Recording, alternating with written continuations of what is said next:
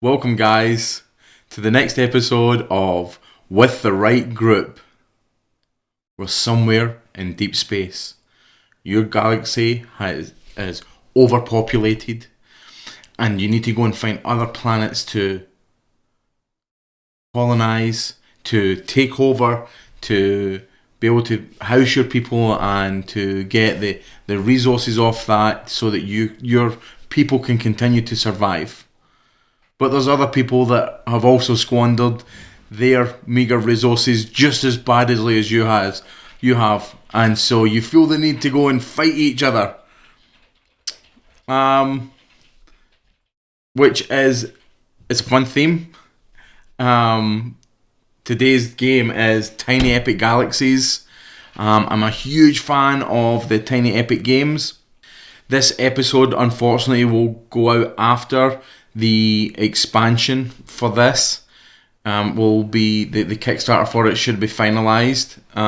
But there's plenty of videos out there that are talking about the new expansion Beyond the Black.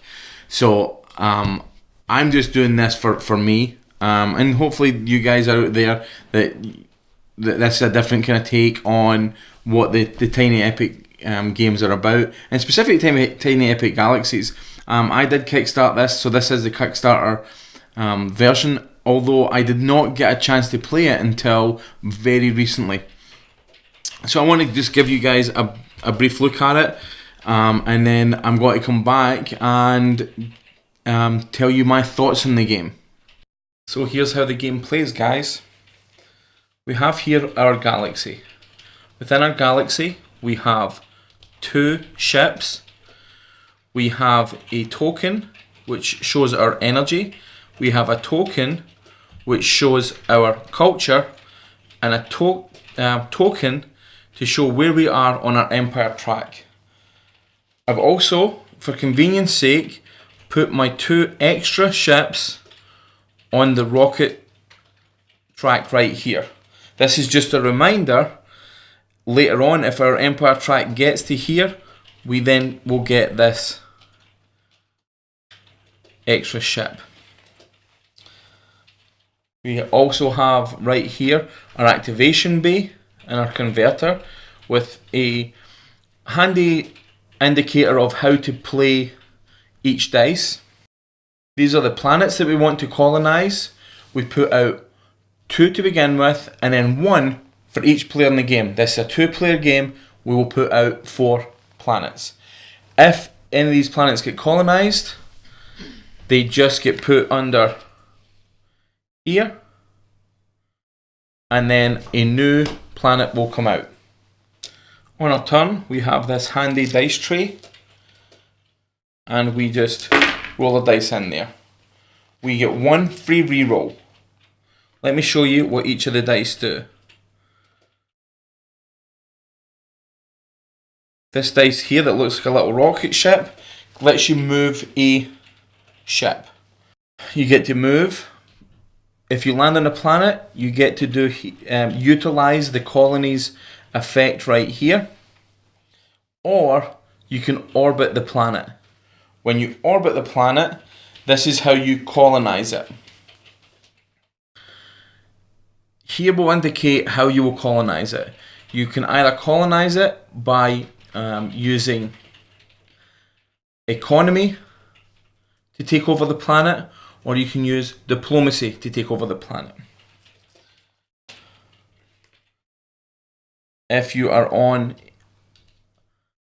an economy planet, you use the economy dice, activate it, and move. This is the diplomacy dice. Put that there, and you can move up 1 on any of your diplomacy planets. This here is the culture. To advance on culture, you need to actually be on or orbiting a culture planet. In this case, I'm on 1 culture planet, therefore I would go up 1 on the culture track. Similar is the energy. If you use energy, you can go up on the energy. And we're on one energy planet. If any of your planets are in the galaxy, so let's say it was later in the game, and you had all 4 of your ships, this situation, if you were to gain energy, 1, 2, 3 energy, you'd got 1, 2, 3 on your energy. Okay. Then the last one is utilize the colony. Everybody has a colony effect that they begin with, and that is to upgrade your empire by spending either energy or culture. So from here, you just need to move 2. So 1, 2 culture, move me up here. If I have another dice and I want to do that again, I can go 1, 2, 3 to go to the next level. This gives you points, depending on what level you're at, extra dice to use each turn, extra ships to use, and as soon as you get to the extra ship, you get it immediately. The dice you need to wait till the next turn. At the start of the game, you start with 2 energy and 1 culture. Energy and culture also have other effects.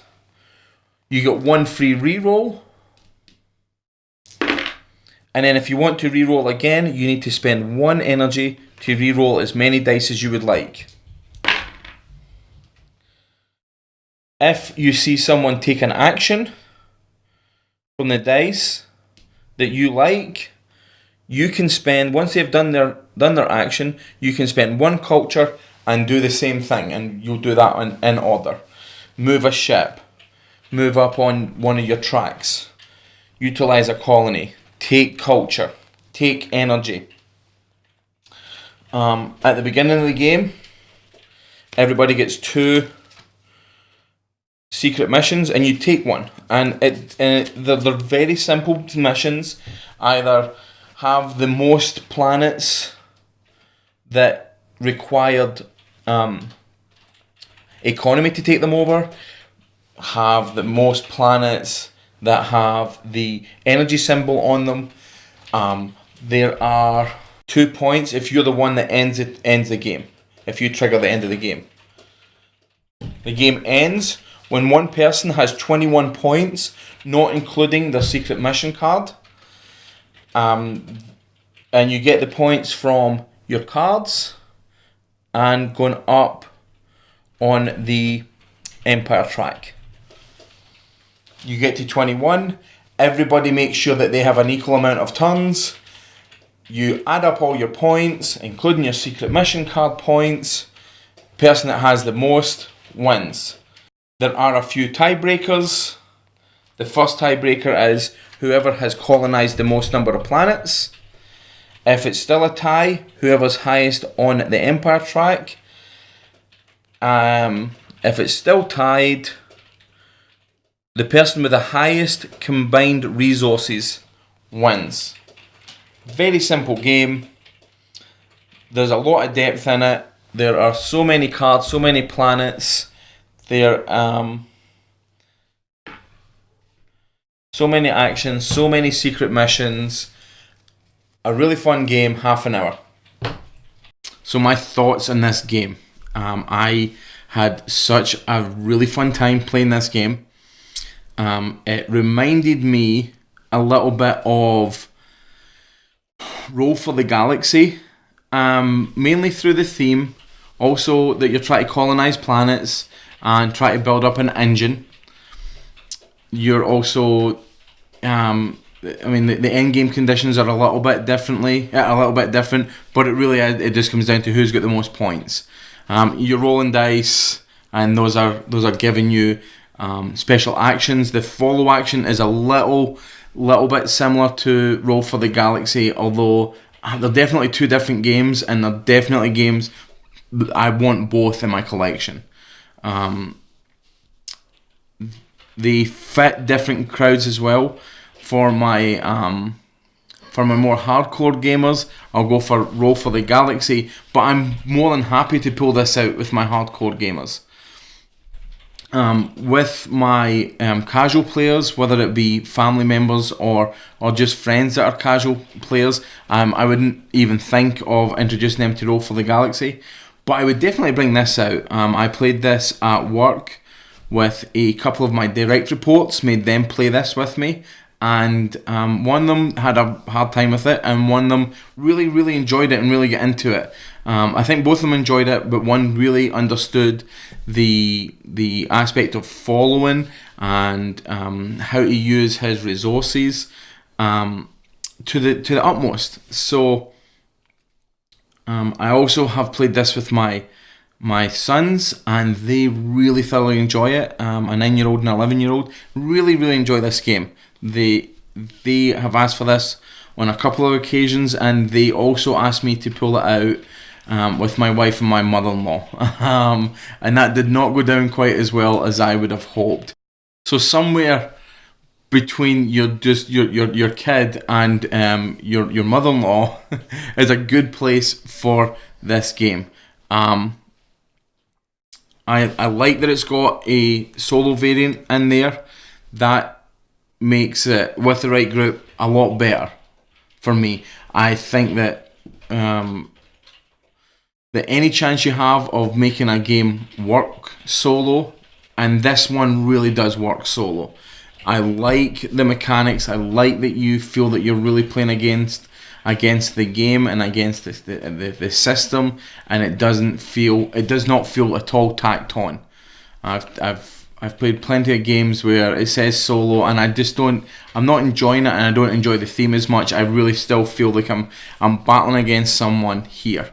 So with the right group, for me, is your lighter gamers through to your heavier gamers, but know that this is a really good way of moving them into something different, moving into something that maybe that comes across as a little bit heavier, but also with the right group, with your heavier gamers again. And this is a nice way, like a middle of the evening game, or